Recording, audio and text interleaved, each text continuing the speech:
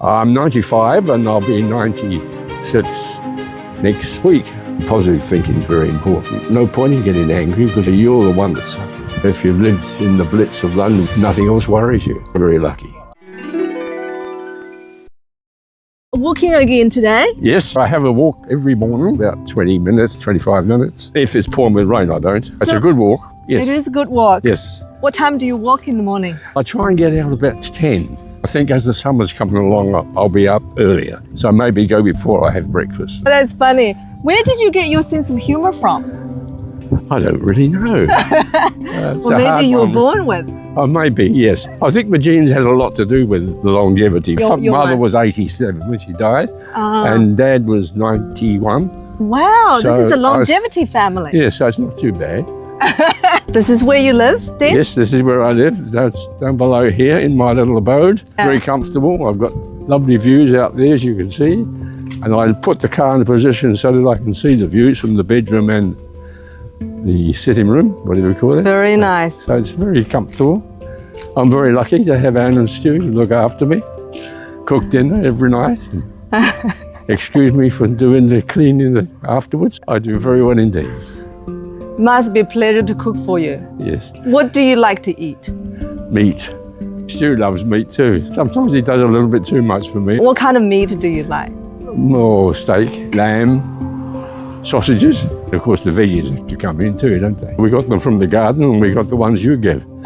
You give us too for all the beans and so forth. So for breakfast, I like to have the grain. Grain? Porridge or something like that. I don't know whether I do it for healthy reasons, I just enjoy it. And it's healthy at the same time, so it can't go wrong. Tell me, how old are you? I'm 95 and I'll be 96 next week. Dean, you told me you were turning 96 in a week. Yes. Wow. Wow. How do you feel about that?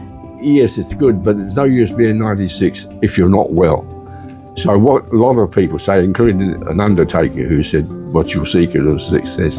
I think he was upset because I was beating him to the coffin before him. I think it's very difficult because if you don't know how old you are, you don't realise how unfit you are. So I don't like birthdays very much. But it's health that's most important. It's not the fact that you're 90 odd, it's are you healthy with it. If you're not healthy at any age, it's pretty hard going. Yes. Absolutely. Yeah. I remember first time seeing you walking on the road just in front of your house. Yeah. I remember thinking, oh my gosh, you were standing tall. The posture is just amazing. Like not even young people having the postures like you. Yeah, I worry about that sometimes because you see or hear a person 75 who says he's old and bent over a little. Well, you're not old at 75, really. For me, anyway, because you're still a spring chicken sort of thing. 75 is spring chicken. Even 85 is nothing. So, Yeah. But yes, I think age, that's why I don't like age very much, because you put things in people's mind because they happen to be 86 or 87, they should be dying. But it's how they feel and health is important. Yeah. The age is really just a number, right? Yes.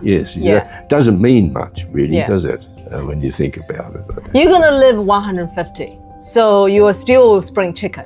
Yes. I have a friend who's, I think he's 104. He would think I'm still a spring chicken. Yes, it's all so that's relative. A good way to think. Gives you that positive way of thinking once more. Yeah. It's not about your age, it's about how you feel, right? Yes. You can be like 96 years old, but you can feel like 69. But even doctors and nurses and other people who require your age these days, they look at me and say, "Oh, you're 95." But really, the important one is, are you healthy? 95. So that's the way I look at that. You're always happy. Like every time when I talk to you, you're so full of life. How do you keep happy? You don't have any problems? No, I suppose I do have problems, but I get rid of them quickly if I can. And think more positive. Positive thinking is very important. If you're going to be negative all the time, you'll live a negative life. The more positive you are, the better it's going to be, I think. So that's the way I look at that. And of course, everyone gets a bit angry at times, but no point in getting angry because you're only upsetting yourself. no other person's worried about you. Just laugh or just walk away from you. So you're the one that suffers. Absolutely. Yeah, I think but so. So many people don't know how to be positive. Like they are in this pattern of negative thinking. And if you tell them to be positive, they think you are... I can't do that. I can't do that. That's where you've got to be persuasive. You can do it if you do it in a roundabout way. And of course that powers up positive thinking. The book that was written is old now. Well, most psychologists would rubbish it. But I thought it was very important. There's so many situations in life that can trigger some negative thinking, right? My word, yes. Yeah, for example, my garden was swept away by the cyclone the first year, and I was really upset. How do you stay calm and positive in the situations like that? Yes, it did happen to me. Did it happen to you? In the hut. When I was at the training school as an instructor, the Hunt River overflowed. Oh. And we had to evacuate houses, and we had some police cadets to help. But my veggie garden, which is about an eighth the size of yours, was wiped away. So I went next door to my neighbour, who was an instructor at the same school, and he poured a glass of brandy and we had to sit down in the chair. Brandy, did you say? Yes. So that's the way we dealt with that one. And later on, I replanted the veggie garden. There was no point in getting upset about it because it was there, it happened. So all the anger in the world is not going to change the situation. You can't change it. You can't change it, so you can only do your best next time. And keep going after brandy. Yes. Right? Yes. Have another glass of brandy. I love that. Yeah. Obviously, like when I talk to you, your line of thinking is so clear. How do you keep your mind sharp? You are 96 years old. There's some young people couldn't even think clearly, critically like you. No, I think the doing of the crosswords and things you do might crosswords? have helped a bit. I have the listener and then pass it on to Anne and Stu. There's about 3 puzzles in there that I can do. That keeps the brain ticking over. I don't look at dictionaries. I don't go on Google and get the answer because I can't see the point in that. Everyone goes on Google then. But it's, I think that helps quite a lot. And reading the articles in the magazine. I'm not advertising for the listener, but it's quite interesting. But just keep your mind turning over and working all the time. Yes, I think that's very important. I think you said something like, if you don't use it, you lose it. That's walking and so forth. Yeah, that's the next thing that's very important. In fact, it's the most important thing. Yeah, like exercise? Yeah. As I said, my legs get heavy at times with they get a wee bit swollen. But if I can get my 20-minute walk in the morning, it doesn't clear up completely, but it eases the situation. Exercise is very important, as well as all those veggies and fruit that you have to eat. Yeah. I love meat. I need veggies. I eat a lot of fruit. Yeah, you eat a pretty natural food, right? Yes, natural food is the answer. Natural, even the sugar in the fruit is natural sugar. Do you put sugar in your diet? No, but it's there. It's everywhere anyway, isn't it? The refined sugar is everywhere. Yes. If you buy any products that are already made, it's just hidden. Yes. Even you don't put anything in your cooking, it's still everywhere if you buy processed foods, right? Yes. Yeah. Well, my wife, who was a nurse and looked after me very well, she always looked at the ingredients. I never did. But now Anne, my daughter, does it all the time. Yeah. I'm doing it now, so I know how much sugar has gone into my muesli. I think when you're younger, that's the time to work on those sort of things. To build up the eating programs.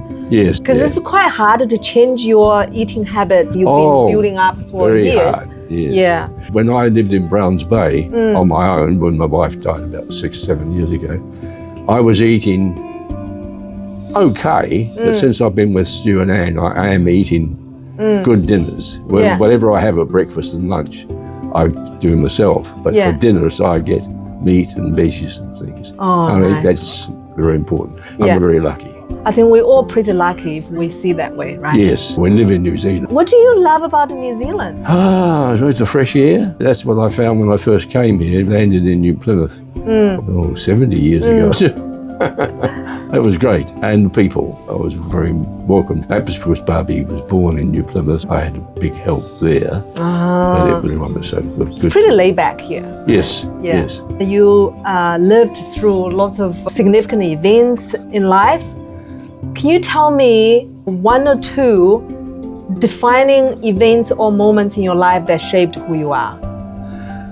During the war, we had to move because the house was not direct hit, but was badly bombed. We were lucky we found another little place. My mother did anyway. We had to go into the basement when the bombs came. Wow. We were covered in coal dust, mother and myself. Gosh. Pop was at work and my brother was in the army. When we came out, opposite the house, the wall had been destroyed, and just the wall floor. And the old fellow that lived there was in bed with his black flat cap on, which they wore in those days. They did my memory. I found later on that there was a bomb that instead of dropping into the surface and exploding, it exploded in the air, blew all the glass. But there was the old chap in bed still with his flat cap. Those sort of things stay in your memory, but it's so long ago that I can't remember a lot. If you're not careful when you get older, you start embracing all the thrilling parts, but you forget what the real story was and it up as you go. It's good to keep your mind occupied with the good things, right? Yes, you don't want to worry about the negative things like that. Do you think happiness is a choice?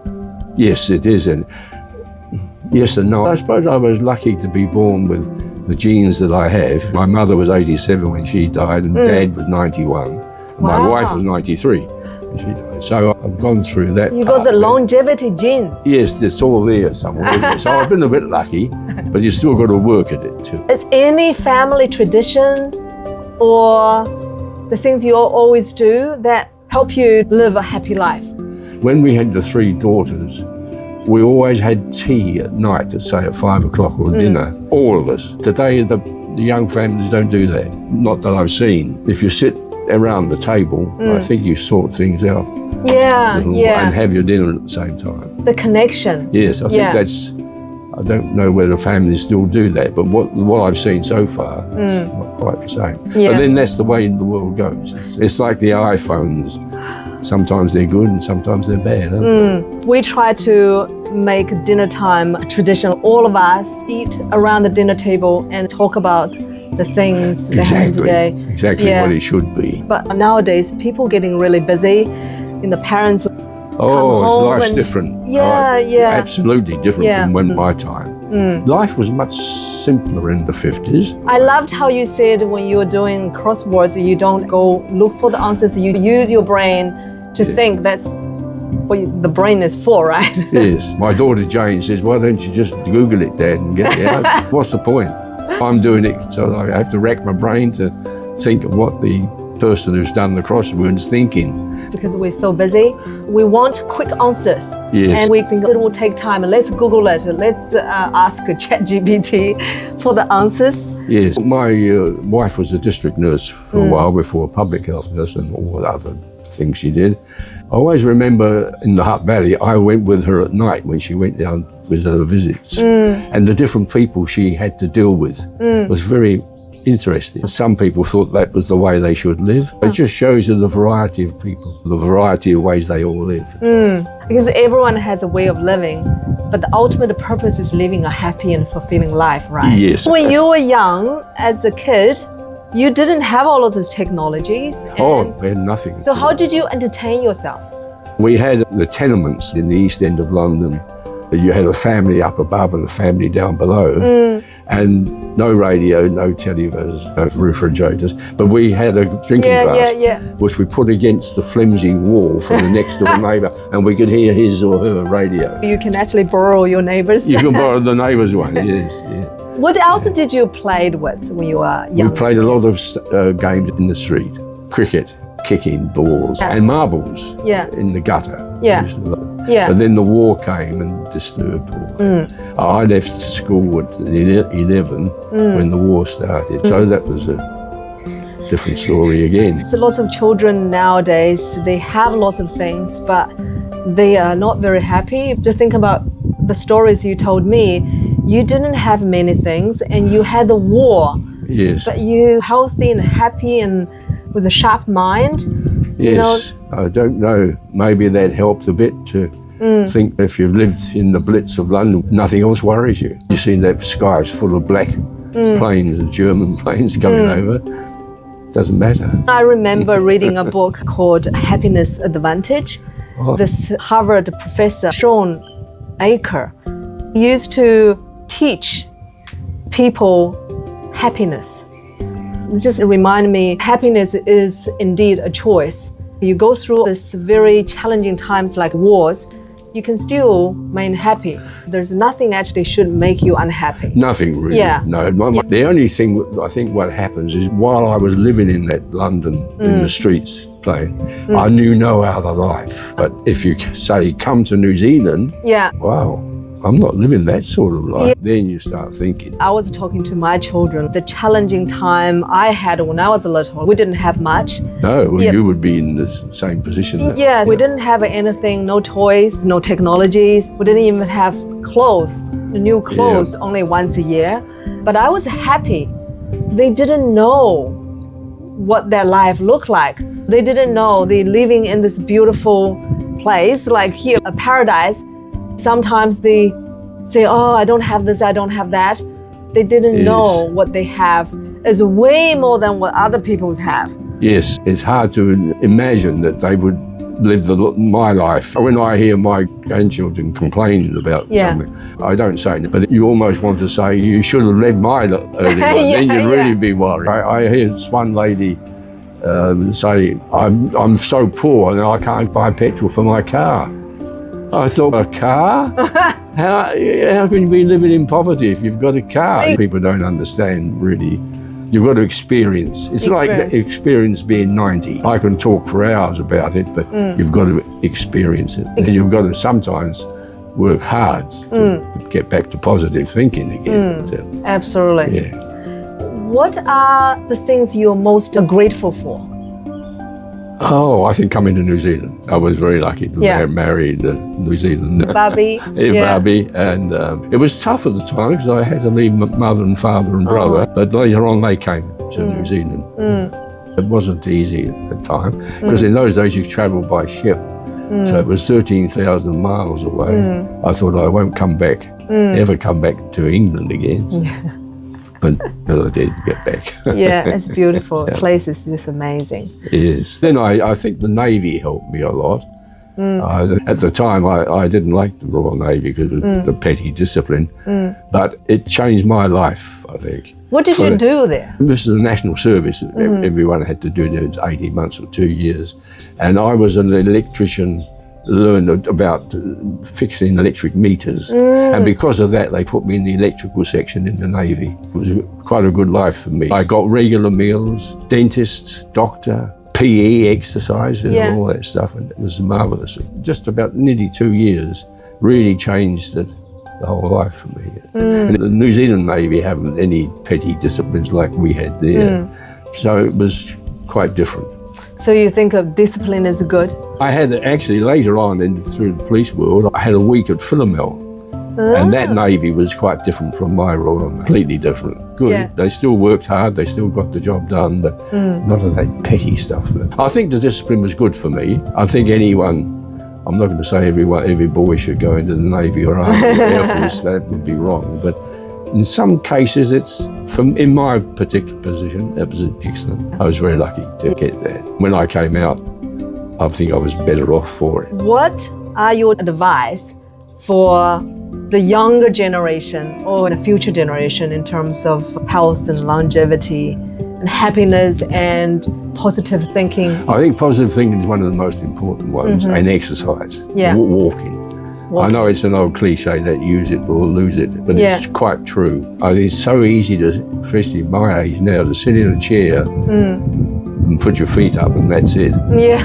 But when you come to get out of that chair, you can't walk properly. No. So you got to walk and do things. Even when I had a couple of weeks in hospital years ago and the physio man gave me an exercise pamphlet, out of balancing, and I use that nearly every other day. I don't do it every day. I should get round to it because balancing is very important. I stopped any alcohol many years ago because of balancing. So what is your daily routine looking like? It's a bit slow sometimes. I don't get up till about 7:45 and have a shower and breakfast. Then I go for the walk. Then I can put my feet up in the afternoon and read for a while, but then still have a little walk, say at 3:30 or so. So you do walk twice a day? That's right, not every day. Mostly I aim for a 25-minute walk in the morning and maybe a 10-minute walk just to get a bit of fresh air. Yeah. Because this part here, it's a lovely flat, by the way, but it loses the sun in the afternoon. So I get out to the sun out there and have just a... So you like to be in the sun? Yes, I've always... I love how you're very sensible with the sun. You do it in the morning and in the afternoon, not in the middle. Yes, you can't do that. Well, when the summer, when it's starting now, isn't it? I'll get up at 8 o'clock and have a walk, and then come back and have breakfast and do the... It's so wise. I see people, they don't see the morning sun, they don't see the evening sun, but then they go all in during the peak hour. They get sunburned and they say the sun is bad for you. Doesn't make sense, does it? No. Yeah. They don't seem to think things through sometimes. We're all different. Yeah. Everyone's different. I think crossword help. That's a good one. And that book you mentioned is The Power of Positive Thinking. Yes, I think it's very old hat now. I don't think when I was in the Manawatu area, that's part of my area for some years, I remember going there for security purposes. In every room or the main room, on the table with the Power of Positive Thinking book. What are the most influential people in your life? My wife was one of the most. Barbie. I would never have taken promotions and things in the police unless she pushed me into it. She taught me so much about study and so, which I hadn't done very much. And I had to get another I had no school C, leaving school at 14. I had to do education work and all sorts of things, and she helped me through that. So that was very good. The other thing, there was a petty officer on the Navy, go back for that short time of my life, 2 years, who I don't think it would ever have had any degree. He wouldn't know what a degree was, a university degree. But he had the cunning understanding of people. And he talked to me quite a bit, tried to persuade me to stay on in the Navy, in the electrical world. And I'm very close to doing it. He had a big influence on me for the rest of the time. I love to... We had a good commissioner of police, a man called Burnside, who helped me a lot too. Those sort of people stay in your memory, but mind, you need someone like you to cause that memory to come. I'm so glad you're talking about the Barbie a lot. What are the secrets of having an amazing, long-lasting relationship? Understanding that the other person has their own thoughts. I think sometimes we jump to conclusions a little bit. A lot. A lot, don't we? Yes, and your judgment comes from the conclusions you've jumped to without being disrespectful. When I first looked at you, immediately thought, oh, well, how long she's been in New Zealand. That's nothing to do with life, is it? You're here. That's where the police got me mixed up a little bit. I went into the Citizen Advice Bureau for a few years, voluntary, in Browns Bay. And the lady wouldn't accept me at first because she said, as a policeman, you're judgmental. How right she was. I was on duty with another lady, and two young men came in, long hair, big hair everywhere. And they said, where can we go get married? This is back in the 1990s, so not heard of too much. And I almost said to them, there's the door out. Go through that. I don't want anything to do with that. Then I suddenly thought, the lady said to me that was with me, settle down, she said to me, because she could see me thinking, two men getting married? What are you talking about? That taught me a lesson, not to be judgmental before. When I did get to know the two young fellas, very great couple fellas. So that's important, to think about things before you come to a judgment. Be open-minded, open-hearted. Always, yes. Always. That's a good way. That summed it up. I love the advice on no judgment. I think it's hard because we've been learning so many years. We have our own way of thinking and being, and sometimes it's very easy to apply judgment. Yes. But like you said, you are always aware of this. And yes. when you're aware, you can change it. Yes, that's the answer, I think. I love that. Have you faced any significant challenges during your life, and how did you overcome it?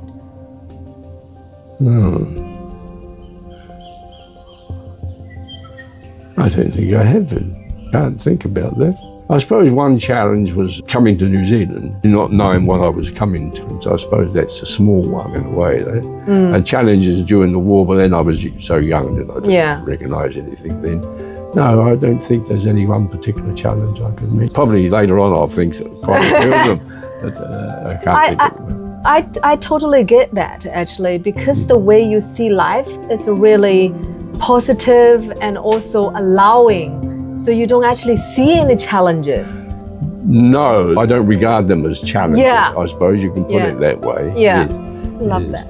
I know in that Power of Positive Thinking book, there's quite a lot of little statements they make. And I think one of them was something about clear thinking. I think that's the answer. Biggest challenge was coming to New Zealand, I'm sure of that. And for you probably too, when you left your home country. I was very excited. There were a little bit mismatch in my thinking when I got here. Yes. I came from China. Everywhere is busy. The whole country is not sleeping. But I came to Lincoln, a little town in Christchurch. Especially when I arrived there, was in winter. So 5 o'clock, it's dark. There's no one. No way. There's nobody around. It's like a silent, dead town. That's the most challenging thing I ever confronted, because it's a very different lifestyle. I remember pacing in the room. It's like, what I'm gonna do? There's nothing happening. Or you see sheep in the farm. That was quite interesting time for me. Nothing happened in New Plymouth. It was so quiet. That's just something, when you were just talking about quietness, that's the same sort of thing. It's been such a pleasure I've talking been enjoying to you. talking to you. Thank you. I actually always wanted to interview you. The first time I saw you, when I learned you were 94, I think. What an inspiring story, and I got to interview you. So I'm so glad I did this today. Thank you so much. I might not be here next week. No way. You're going to live until 150. Yeah, I hope not. Yeah. No, no, thank you. So funny. Thank you so much. Thank you, Alice. It was a pleasure. It's been wonderful. You're walking again? Yes, that's lovely, isn't it? I had 2 birthdays, one on my actual birthday, and then all the children came over yesterday, and we had Christmas and birthday presents. I saw you went to the pool as well. Yeah, I went to the pool. So you are 96 and 4 days. So good to see you. Oh, good to see you.